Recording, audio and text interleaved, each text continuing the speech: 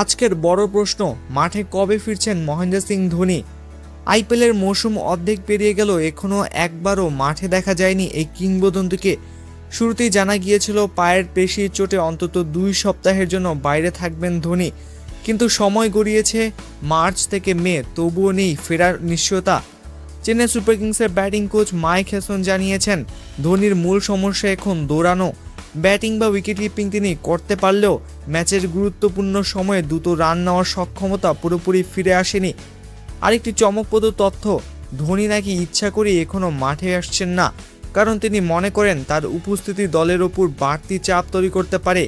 Camera আর দর্শকদের সব মনোযোগ তার দিকে চলে যাবে, যা দলের ফোকাস নষ্ট করতে পারে।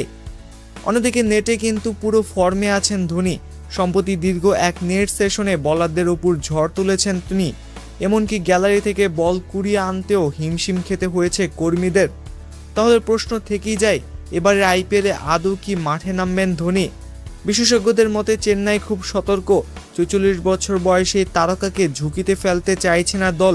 পুরোপুরি ফিট হলেই মিলবে সবুজ সংকেত। তবে একটা বিষয় নিশ্চিত, ভক্তদের অপেক্ষা এখনও শেষ হয়নি। ধোনি ফিরবেন নাকি এটাই হতে চলেছে শেষ অপেক্ষা? আপনার কি মনে হয় কমেন্টে জানান।